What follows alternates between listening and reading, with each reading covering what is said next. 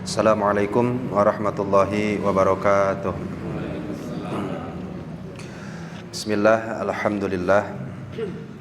Alhamdulillahilladzi an'amana bi ni'matil imani wal islam. Wassalatu wassalamu ala sayyidil anam, sayyidina wa habibina wa qurrati a'yunina wa maulana Muhammadin sallallahu alaihi wasallam wa ala alihi wa ashabihi wa tabi'ina ila yaumi yusaku fihil mu'minuna ila daril khuludi wassalam, amma ba'd. Qala Allah ta'ala fi kitabihil karim wa huwa asdaqul qailin, bismillahirrahmanirrahim, fadhkuruni adzkurkum washkuruli wala takfurun. Al-ayah. Wa qala aidan ya ayyuhan nasu taqu rabbakum alladzi khalaqakum walladzina min qablikum la'allakum tattaqun.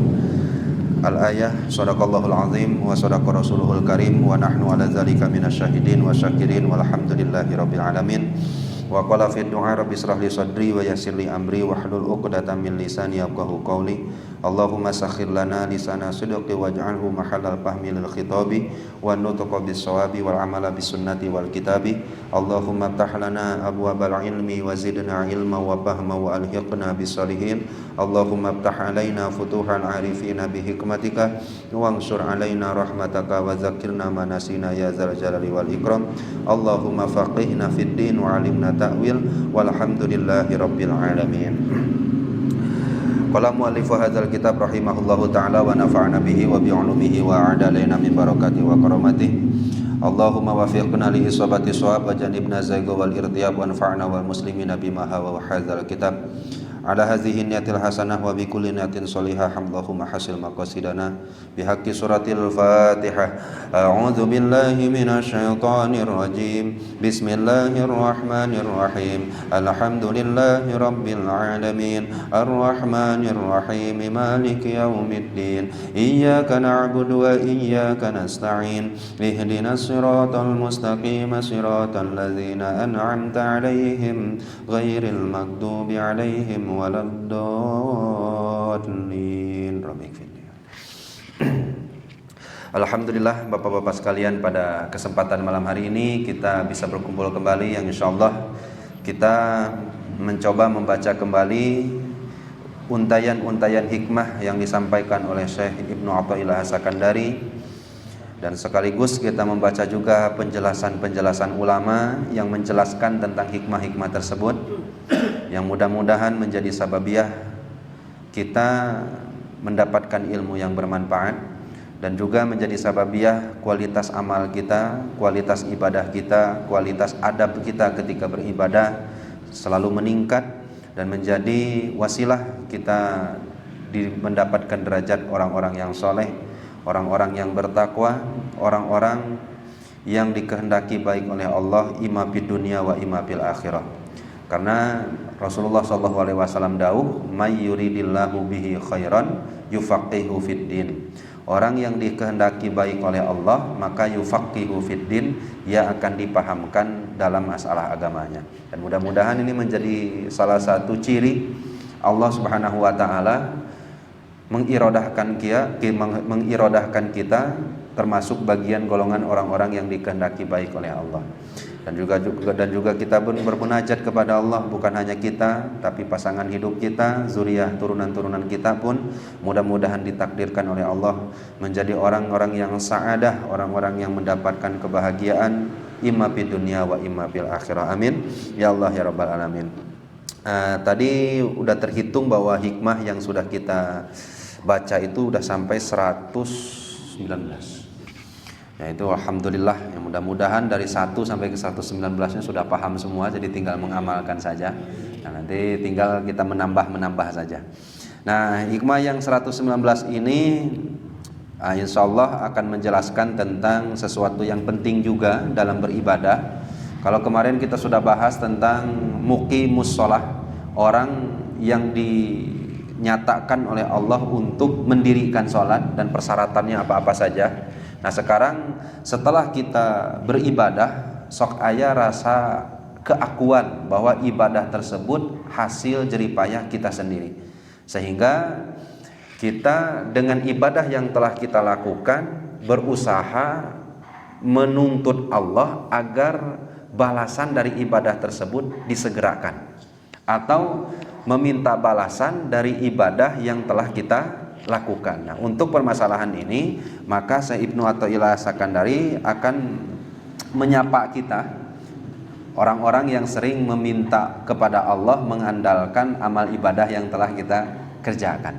Nah, kata Syekh Ibnu Athaillah Sakandari, mata tolabta, mata kapanpun, tolabta engkau meminta, menuntut, ayuhal muridu, hei orang-orang yang murid, hei orang-orang yang berusaha menuju kepada Allah atau salik murid, meminta kepada Allah, min rabbika, meminta dari Tuhanmu, iwadon, meminta balasan, ala amalin, atas amal yang telah dikerjakan.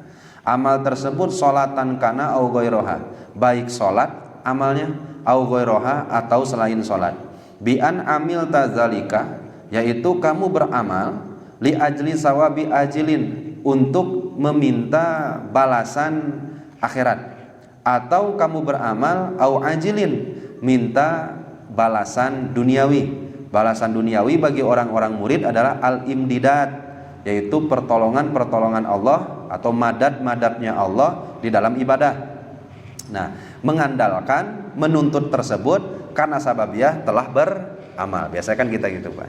Jadi udah sholat itu, ya Allah, dengan sholatku ini atau berkah dan haknya sholatku ini, terimalah doa-doaku. Ya Allah, ijabahlah doaku. Itu boleh atau tidak? Kalau bagi kita yang awam boleh-boleh saja, sah-sah saja. Tapi bagi orang-orang yang muridin, nah ini ada cacatnya. Makanya disebutnya ma'lul madkhul, sesuatu yang disisipi dengan sesuatu yang cacat di dalamnya. Nah, kenapa? Karena ketika kita meminta kepada Allah balasan, tulibta, maka engkau dituntut oleh Allah biwujudi sidqi fihi, akan adanya sidik di dalam amal. Kalau kamu menuntut Allah meminta pahala balasan dari amal, maka Allah pun balik menuntut. Ketika beramal harus ada sidiknya. Fair dong kalau gitu, Pak. Ya, sehingga kalau Allah Subhanahu wa taala dituntut dengan balasan dari amal, maka Allah balik tuntut. Amal yang kamu kerjakan itu sudah ada sidiknya belum? Nah, kira-kira nanti jawaban kita gimana? Hari sidiknya nu mana ini? Nah, nanti insyaallah kita akan coba jelaskan sidik itu apa, Pak. Nah, sehingga yakfi, cukuplah al-muriba, kepada orang yang ragu bahwa amal yang kita kerjakan ini dibalas atau tidak. Walaupun secara zahir mata kita kayaknya mah salat kita teh enggak ada balasannya. Geninganan salat duha resep tapi rezeki seset. Tanapi salat tahajud na mineng tapi awak tedamang. Dan lain-lainnya, seakan-akan kita ragu bahwa Allah tuh membalas ibadah yang kita lakukan. Maka kata Syekh Ibnu Athaillah Sakandari, wa yakfi al-muriba, cukup bagi orang yang ragu, wujdanu salamah, adanya keselamatan dari siksa Allah sebagai balasannya. Adanya selamat dari siksaan Allah sebagai balasan dari amal ibadah. Dalam cara orang mah, ibadah yang kita lakukan itu nggak perlu nuntut diganjar dibalas, karena tidak disiksa saja itu udah jadi balasan. Harus itu. Nah, sehingga ketika kita nanti nuntut kepada Allah agar amal yang kita lakukan dibalas, maka kembali Allah menuntut kita agar sidik dalam beramal. Wasidqu, sidik itu, nah ini kita baca dulu di kitab syarahnya yang ini, Pak.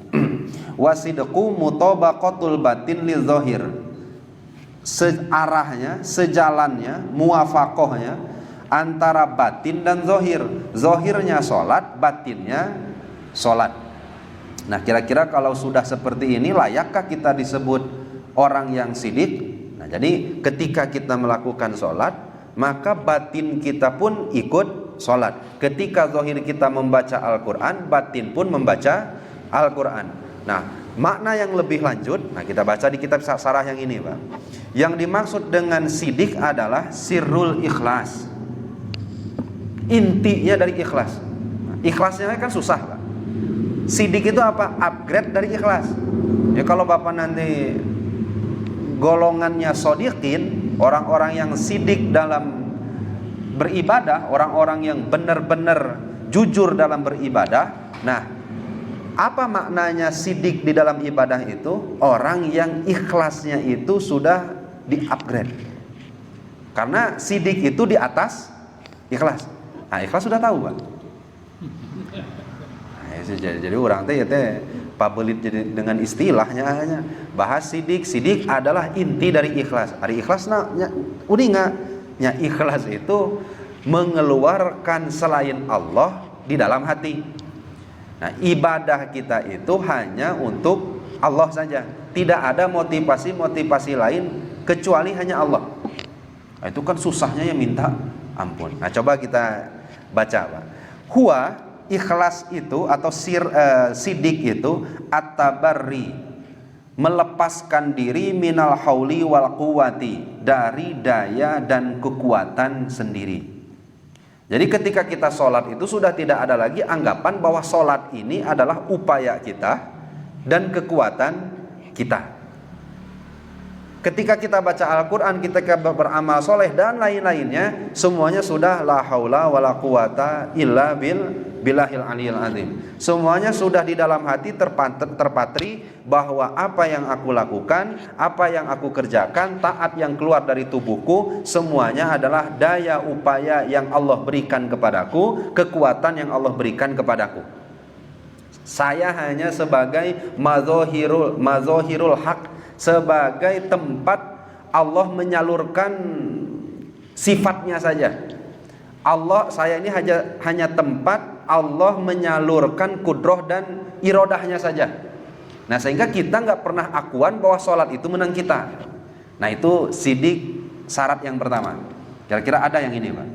Nah, insya Allah saya yakin untuk yang pertama ini kita adalah wan inzalin nafsi an ru'yatil amali laha bil kulliyah, dan terlepasnya diri kita, terlepasnya hati an ru'yatil amali laha bil kulliyati, dari menisbatkan amal terhadap diri sendiri. Jadi hati itu udah nggak melihat lagi bahwa amal itu adalah milik diri, tapi semuanya adalah karunia dari Allah Subhanahu wa taala secara menyeluruh, Pak. Ba'da tahqiqil hudur, yang ada di dalam hati tersebut nggak ada daya, nggak ada upaya, nggak ada kekuatan, nggak ada amal untuk diri. Ba'da tahqiqil hudur, sebadanya kita menghadirkan Allah di dalam hati. Yang ada di dalam hati adalah Allah saja. Wassalamati minal wasawisi, dan selamat hatinya dari was-was setan. Jadi semua ayah orang-orang yang sidik itu sholatnya was-was. Nggak semua ayah orang sidik itu sholatnya poho rokaat, tilu opat. Kalau ngaku-ngaku sidik tapi rokaat ka tilu, rokaat ka opat, celaka. Kenapa? Karena harus ba'da tahqiqil hudur wassalamah minal wasawisi. Harus hadir hati wassalamah minal wasawisi. Dia juga harus selamat dari yang namanya was-was. Was-was ini kalau dilihat dari pangkalnya cuma dua, Pak. Usulul wasawisi, pangkalnya seseorang bisa was-was itu cuma ada dua. Satu, mintala'u bisyaitoni, dari bisikan-bisikan setan, dari godaan-godaan setan. Karena setan itu paling resep membuat kita ragu dalam ibadah. Karena kalau sudah ada ragu dalam ibadah, Allahnya hilang. Yang ada di pikiran kita hanyalah keraguan tersebut. Itu kan hebatnya setan tuh kayak gitu, Pak.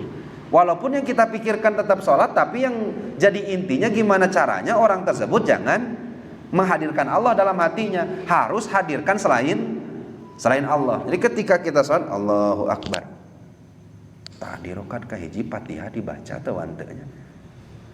Tadi teh pas rokaat kahiji itu saya itu ikut dengan imam. Sedangkan kalau madhab Syafi'i itu kan setelah bacaan imam dibaca Fatihah, itu makmum tetap baca Al-Fatihah. Saya baca atau hantenya, Nah, akhirnya kalau baca tidak, putuskan cepat-cepat, Pak. Berarti udah baca atau belum ini, Pak?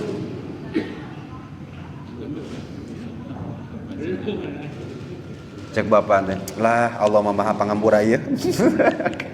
Geus moal bawa orang makadinya lumpat nanti panghampura iya Allahumma. Kalau kita ragu-ragu antara sudah dan belum, ambil yang paling yakin. Yang paling yakin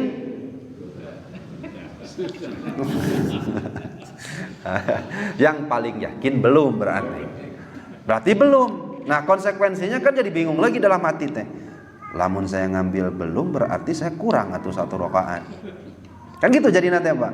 Nu dipikirkan dari mulai rakaat kedua sampai ke salam, terus cek pikirna geus beres kitu kumaha nya. Hilang Allahnya, hilang belas. Nepi ka iraha, nepi ka salam. Setan goda cuma gitu doang, Pak. Lupakan saja dia di rakaat pertama, dia ragukan saja udah baca Fatihah atau belum, sehingga dia nanti terpikir gimana cara menyelesaikan ibadahnya sehingga Allahnya hilang.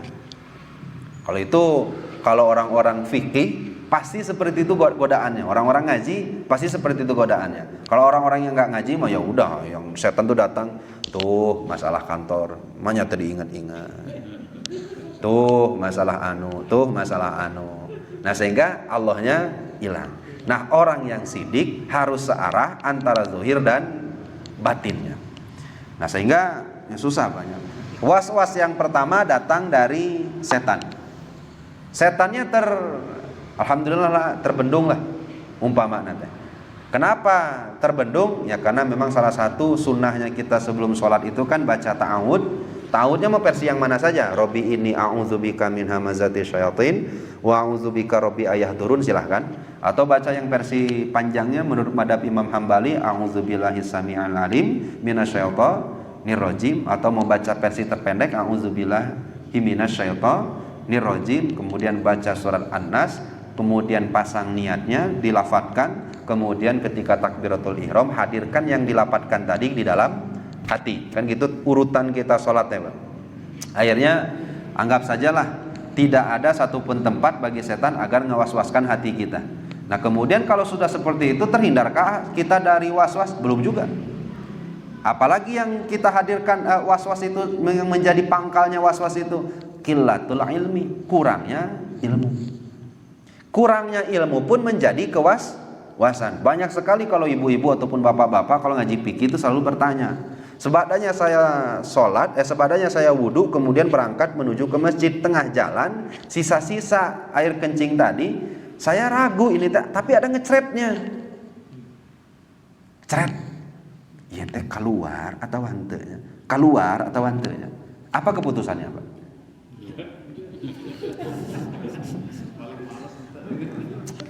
Allah penghampura semua poa, maaf penghampura deui wae.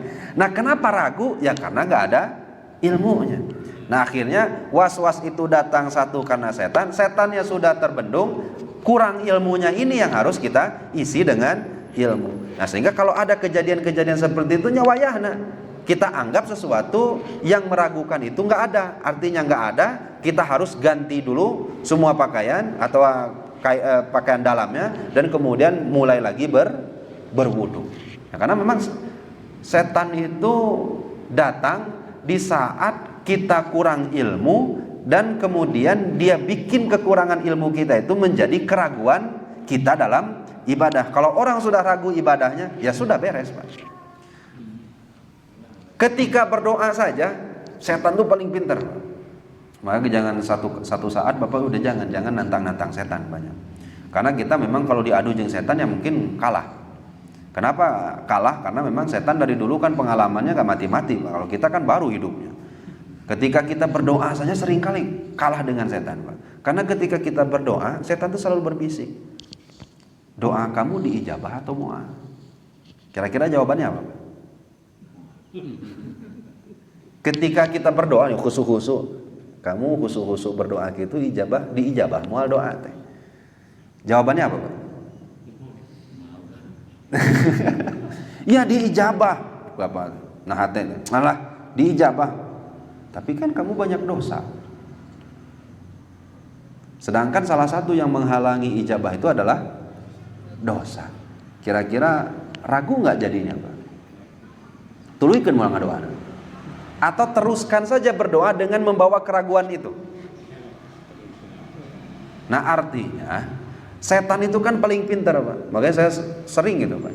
Nemukan ada orang yang bertanya gimana ya ketika saya berdoa, tetingku naon eta ngretek dina hate. Terlintas dalam hati saya ketika saya berdoa itu, kamu itu khusyuk berdoa, doa akan diijabah karena terhalang dengan dosa. Kumahanya kira-kiranya eta Ustaz? Nah, saya jawabnya gampang saja, Pak.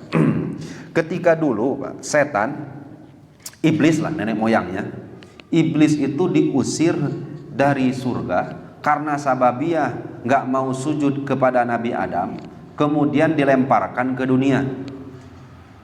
Yakin nggak iblis itu ada Allah? Yakin nggak, Pak? Yakin. Sedangkan dia termasuk rojim. Rojim itu orang yang dibelenggu, makhluk yang dibelenggu, orang yang dilaknat, makhluk yang dilaknat. Dalam status dia rojim, dalam status dia mal'unun, dilaknat, dibelenggu oleh Allah, berdoa kepada Allah. Apa isi doanya? Satu, ya Allah, saya dan keturunan jangan dimatikan sampai hari kiamat. Dua, berikan saya kewenangan untuk menggoda Bani Adam. Kira-kira isinya doa bukan ini, Pak? Permintaan bukan, Pak? Pertanyaannya diijabah atau tidak? Diijabah. Setan saja ngedoa diijabah. Kok ya kita ada berdoa masih kehalang doa kita diijabah karena sabab dosa yang kita lakukan. Kantun naros ke diri kita, sesetan apa kita dibanding setan? Kan gitu jadinya, Pak. Sesetan apa kita dibanding setan sehingga kita ragu bahwa Allah mampu mengijabah doa kita. Setan saja, iblis saja dalam keadaan terlaknat berdoa ke Allah diijabah. Kok ya kita masih ragu karena sabab dosa yang kita lakukan Allah tak mampu mengijabah doa yang kita lantunkan. Sampai sini bisa dipahami. Setan itu pasti menghadirkan was-was di dalam hati. Gimana pun caranya, Pak. Mau itu tentang dosa, mau itu tentang dan lain-lainnya. Biasanya kalau sholat kodok pun sama. Kayak menjelaskan fikih sholat kodok. Orang yang tadinya tobat merasa keberatan kalau sudah dengar bab kodok sholat. Kenapa? Karena konsekuensinya orang yang ketinggalan sholat di masa lalu menurut madhab yang 4 wajib membayar utang-utangnya setelah dia bertobat.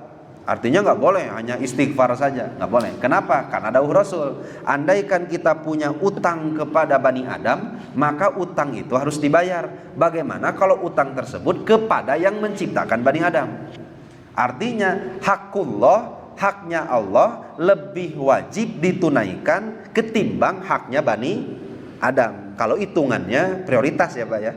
Nah, akhirnya kan semua madhab berpendapat melalui hadis-hadisnya Rasul bahwa wajib mengkodok sholat. Setan kan datang ke dalam hati orang-orang yang mau bertobat.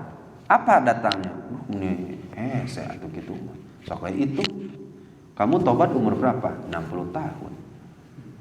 Terus mimiti sholat di Irak 15 tahun wajib. Itu 15 ke 60 berapa tahun? 45 tahun. Setahun seberapa ya? 360. Sapoe seberapa sholat? 5 sholat. Tinggal dikalikan 45 tahun. Daik mau tobat teh. Kira-kira lanjut tobat atau enggesan wae, Pak? Lanjut tobat atau enggesan wae? Setan kan pintar, Pak. Akhirnya dia kesemangatannya untuk kembali ke Allah jadi berkurang karena sababiah harus membayar utang-utang yang di belakang. Padahal kan gak sekejam itu juga Allah gitu. Karena Allah Subhanahu wa taala pun dawuh dalam Al-Qur'an, "Wa may yakhruj min baitihi muhajiran ilallah wa rasulihi." Ada orang keluar dari rumah tujuannya ingin hijrah tapi mayudrikul maut, tengah jalan ketimpa maut. Maka kata Allah, "Faqad waqa'a ajruhu 'ala Allah." Yang kayak gini biar saya saja yang membalas, kata Allah. Tapi di akhir ayat Allah tutup dengan kutipan, "Wa kanallahu ghafurur rahima." Tapi ingat, urusan dengan saya ini zat yang pengampun, saya ini zat yang penyayang. Kira-kira bagi orang yang sudah keluar dari rumah, di tengah jalan belum sampai ke tujuan dia sudah meninggal, dengan kutipan ayat tadi beratnya diampuni atau tidak, Pak? ampuni, bagaimana kalau orang yang mau bertobat itu walaupun gak beres sholatnya, tapi dia sudah berusaha untuk membayar hutangnya, kan keburu maut, keburu meninggal. Gimana taat? Kata Allah, faqad waqa'a ajruhu 'ala Allah. Serahkan saja pada saya. Tapi urusan dengan saya zat yang Maha Penyayang, Maha Pengampun. Sampai sini bisa dipahami. Nah, sehingga setan itu mewaswasi paling resep ke orang yang kurang ilmu. Nah, sehingga salah satu kan perintah utlubul ilma itu, tuntutlah ilmu itu tiada lain tiada bukan adalah karena sababiyah kita menghilangkan izalatul jahli an nafsika, menghilangkan kebodohan dari diri kita masing-masing. Yang kebodohan itu menjadi salah satu celah bagi setan untuk meniupkan was-was ke dalam hati kita. Dan mudah-mudahan Allah jaga diri kita dari was-wasnya setan. Amin ya Allah ya Rabbal alamin. Nah, jadi sidik itu bisa dipahami banyak. Lepas daya upaya kekuatannya, lepas dirinya melihat amal soleh yang ia kerjakan, hadir hatinya, selamat dari was-was. Nah, kemudian kalau sudah seperti itu, hatta takuna sholatuka billahi walillah. Salat yang engkau lakukan harus sampai pada titik sebab Allah dan untuk Allah. Kenapa kamu salat? Ya sebab Allah. Untuk apa kamu salat? Ya untuk Allah. Sehingga ketika kita ditanyakan, "Wih, ini hebatnya bisa bangun tiap pagi, setiap hari jam 1, jam 2 melakukan tahajud." Oh, bukan saya. Billah, pertolongan Allah untuk saya. Nah, sehingga apapun yang kita amalkan semuanya adalah billah, sebab Allah. Nah, setelah kita beramal langsung lillah, untuk Allah. Bagaimana yang sebabnya dari Allah masih kita pinta upahnya? Kan asa-asa izin makin banyak. Sebabnya dari Allah, perangkatnya dari Allah. Seberes kita sholat, minta balasannya ke Allah. Makanya kan orang-orang yang murid itu malu ketika mereka menggadaikan ibadah mereka untuk keuntungan duniawi ataupun ukhrawi mereka. Kenapa? Karena ibadah yang mereka lakukan itu nikmat dari Allah. Laras antara pintar. Nah, sehingga kan kalau kita masih memandang bahwa sholat kita itu adalah hasil jerih payah kita, hasil nahan tunduk kita, hasil kita bekerja keras, sehingga kerja keras itu harus digaji, harus diberi upah. Laras terapin. Nah, mudah-mudahan prasangka-prasangka seperti itu Allah hilangkan di dalam hati kita ini. Amin ya Allah ya Rabbal alamin. Nah, sehingga ketika sudah sholat, billah sholat saya sebab Allah, nuhun ya Allah. Kemudian ketika datang setan, terus kalau sudah sebab Allah, pinta atuh ganjaran anak. Ya ganjarannya udah saya sudah bisa sholat saja, ini udah merupakan pahala terbesar dari Allah yang Allah berikan kepada saya. Di saat orang lain sujudnya, kepalanya susah untuk ditundukkan menyembah Allah, tapi Allah masih karuniakan saya, kepala saya bisa sujud dan menghamba di hadapan Allah Subhanahu wa ta'ala. Andaikan sholat seperti itu sudah dilakukan, maka yang seperti itu disebutlah orang-orang yang sidik. Nah, kalau orang sudah sidik, boleh nggak minta pahala, minta ganjaran?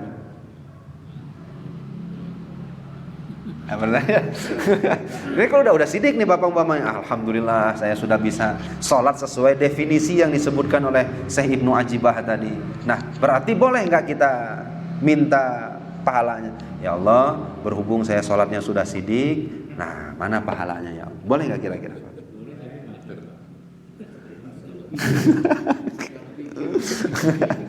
Artinya orang yang sidik itu nggak akan pernah meminta balasan dari ibadahnya. Gimana kalau ada orang sidik minta balasan kene? Ya bukan sidik. Bisa dipahami banyak. Nah, sehingga bapak-bapak sekalian, apa yang hendak disampaikan oleh Syekh Ibnu Athaillah As-Sakandari, kalau kita merasa ibadah yang kita lakukan ini nggak diberikan apa-apa oleh Allah, hapus perasaan itu. Kenapa? Karena dengan kita diizinkan ibadah itu udah pemberian terbesar Allah. Oke, coba kita pahami banyak. Saya sudah beberapa kali sebutkan bahwa Islam yang Allah tarapkan di dada kita ini nikmat terbesar. Kenapa bisa disebut nikmat terbesar? Dan ini senada dengan yang disampaikan oleh Sayyidina Ali. Inna min na'imid dunya, dari sekian banyak nikmat-nikmat dunia, yakfi kal islamu ni'matan, cukuplah engkau masuk Islam itu sebagai nikmat terbesarnya, kata Sayyidina Ali. Nah, kenapa gitu? Karena Nabi Ibrahim itu kurang kumaha ikhtiarnya, kurang kumaha berdoanya agar supaya ayahnya masuk Islam. Larasnya banyak. Kanjeng Nabi Nuh kurang kumaha ikhtiar dan kurang kumaha doanya agar supaya Kan'an sebagai anaknya masuk Islam. Kemudian Rasulullah SAW kurang kumaha ikhtiarna, kurang kumaha ngadoana agar supaya paman tercinta beliau Abu Thalib bisa mengucapkan 2 kalimat syahadat. Tapi diijabah nggak Pak ku Allah? Nggak diijabah. Bapak pernah nggak ikhtiar? Pernah nggak berdoa? Yang mana doa tersebut agar Allah Subhanahu wa Ta'ala berikan Islam ke dalam diri kita. Ternyata Islam yang diharapkan oleh Nabi Ibrahim untuk ayahnya, Islam yang Nabi Nuh harapkan untuk anaknya, Islam yang Kanjeng Rasul harapkan untuk pamannya, ada di diri kita masing-masing tanpa diikhtiari, tanpa berupaya doa sekuat tenaga, langsung dikasih ke Allah. Kira-kira kurang kene itu Pak Diman. Kan aduhnya keterlaluan lamun. Ya Allah nah teu beunghar-beunghar hirup. Asa keterlaluan gitu. Kenapa keterlaluan? Islam itu nikmat yang terbesar yang sudah Allah berikan saja, yang bahkan Habibullah Khalilur Rahman Sayyidul Mursalin pernah berdoa agar 2 Umar masuk Islam. Umar yang pertama bin Khattab, Umar yang kedua adalah pamannya sendiri Abu Jahal, tapi yang diijabah hanya 1, yaitu Umar bin Khattab. Abu Jahal tetap tidak masuk Islam. Didoakan, didakwahi, diikhtiari sampai ke Rasulullah SAW meninggal, gak pernah masuk Islam. Kita alhamdulillah wujud dari doa Rasul itu ada di dalam diri kita. Nah, sehingga asa-asa nanti ketika kita menganggap bahwa Allah Subhanahu wa Ta'ala mananya doa saya nggak diijabah, cukuplah dengan kita bisa berdoa, itu bentuk dari ijabah doa kita. Nikmat yang Allah berikan kepada kita salah satunya adalah kita bisa kene berdoa. Tapi kalau Syekh Ibnu Athaillah Sakandari mah, bagi orang-orang yang ragu Allah Subhanahu wa Ta'ala berikan balasan atau tidak terhadap sholatmu, ibadahmu, taatmu, tinggal kamu iktikadkan saja bahwa sholatmu yang gak sidik itu tidak mendatangkan azab. Udah itu pahala. Darah rasaan mas sholat urang teh asalnya pantas untuk disiksa. Laras tuh. Baca sholat kita, bacaan sholat kita teh rasa-rasa nama pantas untuk mendatangkan azab Allah. Zikirnya kita yang katanya zikir itu juga pantas untuk mendatangkan balahi dari Allah. Tapi tidak didatangkannya balahi, tidak didatangkannya azab, itu sudah bentuk balasan dari ibadah yang kita lakukan. Ya sudah, jangan minta lagi yang lain, udah itu cukup. Nah, sampai sini bisa dipahami. Nah, sebagai penutup ada seorang ulama besar, beliau bernama Imam Al-Wasiti radhiyallahu taala an, menyebutkan al-ibadatu, ibadah-ibadah, ila talabil afwi, yang sebadanya meminta maaf, anha, dari kekurangan-kekurangan ibadah tersebut, aqrabu, lebih dekat dengan rahmat Allah, minha, daripada ibadah, ila talabil a'wadi alaiha, yang meminta pahala di dalamnya. Ketika kita sholat, sebada sholat kita berdoa, ya Allah, sholat yang aku lakukan ini, maafkan kealpaan-kealpaan yang ada di dalamnya. Maafkan adab saya yang belum bisa sepenuhnya baik terhadap Engkau di dalam ibadahku. Maafkan hati saya yang belum bisa menghadirkan Engkau di dalamnya ketika saya beribadah. Ini lebih dekat mendatangkan rahmat tibatan ibadah yang dengan ibadah tersebut kita, ya Allah, lancarkan rizkiku dengan ibadah yang telah aku lakukan. Ya Allah, dengan berkah sholat yang aku lakukan, sehatkan badanku. Nah, diaduklah dua ibadah tadi, Pak. Yang satu ibadah yang sebadanya melahirkan doa permintaan maaf kepada Allah. Yang satu ibadah yang sebadanya melahirkan doa agar semua tujuan kita tercukupi. Maka mana yang lebih dekat mendatangkan rahmat Allah? Masih dekat keneh yang pertama ini. Nah, sehingga mudah-mudahan ibadah-ibadah yang kita lakukan menjadi wasilah kita semakin dekat kepada Allah Subhanahu wa taala. Amin. Ya Allah ya rabbal alamin. Panginten sakitu anu kapiatur. Mangga Pak, ada tambahan ataupun ada pertanyaan kita bahas berjamaah.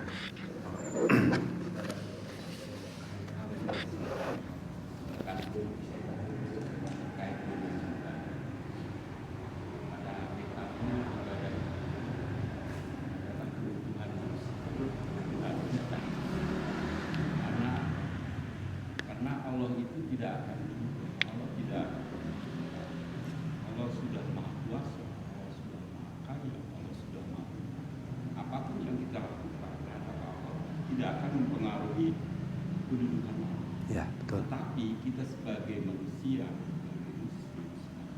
kita membutuhkan. Iya, betul. Jadi hakikatnya kita kenapa kita sholat? Ya karena kita butuh. Ya.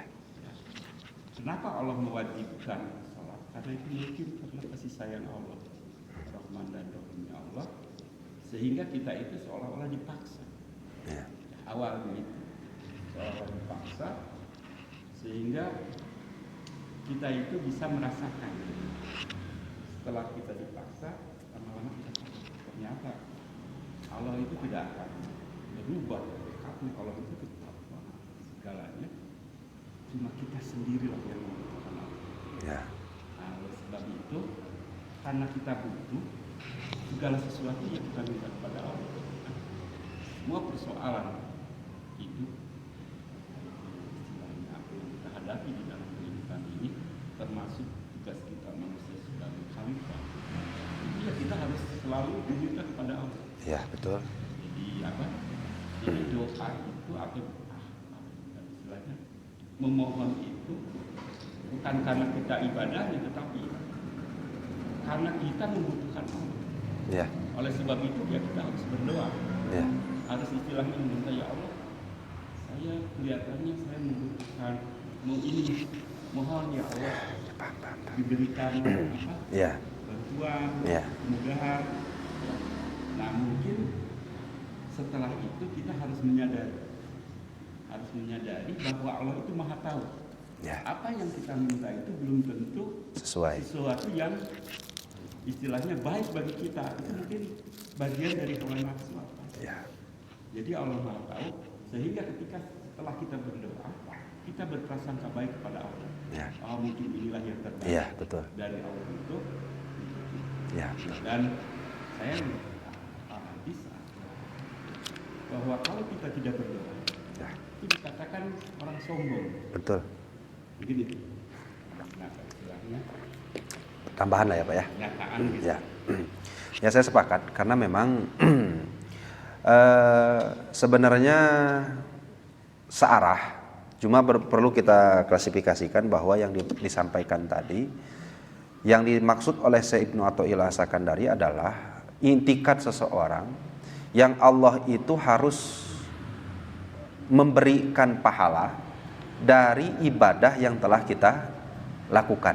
Adapun doa-doa yang kita munajatkan itu bukan karena sabab meminta balasan dari ibadah, karena kita yakin sekali bahwa ibadah yang kita lakukan itu sangat-sangat tidak layak untuk mendapatkan balasan terbaik, karena banyak kurangnya, harusnya banyak. Nah tetapi karena sifat manusia dari lahir dan sampai kapanpun butuh kepada Allah, sehingga kita tetap harus berdoa. Nah berdoanya kita ini apakah nyacat karena ibadah tadi? Tidak juga, Pak. Karena doa ini sesuatu yang lain, bahasan ibadah tadi sesuatu yang lain. Nah doa ini jangan sampai di dalamnya kita meminta dan menuntut ijabah dengan sebagai wasilahnya ibadah yang telah kita lakukan. Yang kata Syekh Ibnu Athaillah As-Sakandari, sehebat apa sih ibadah kamu sehingga kamu jadikan wasilah atau kamu bisa menuntut Allah dengan sebab kamu telah mengerjakan ibadah. Emang sehebat apa? Nah, sehingga yang disampaikan tadi benar, tapi klasifikasinya sebelah sini. Tapi yang disampaikan oleh Syekh Ibnu Athaillah Sakandari melarang kita menuntut Allah karena kita sudah beramal atau beribadah. Karena cukup saja dengan ibadah tersebut tidak mendatangkan siksa, itu sudah bentuk pahala dari Allah. Tapi jangan sampai keterangan ini membuat kita tidak lagi berdoa kepada Allah. Karena berdoa kepada Allah pun tetap sesuatu yang dituntut oleh Allah. Kenapa? Karena keadaan kitanya yang selalu butuh kepada Allah Subhanahu wa taala. Itu benar. Cek. Nuhun pisan. Cekap Pak sadayana. Kami cekap mudah-mudahan sing ada manfaatnya. Wal afu minkum. Wassalamualaikum warahmatullahi wabarakatuh.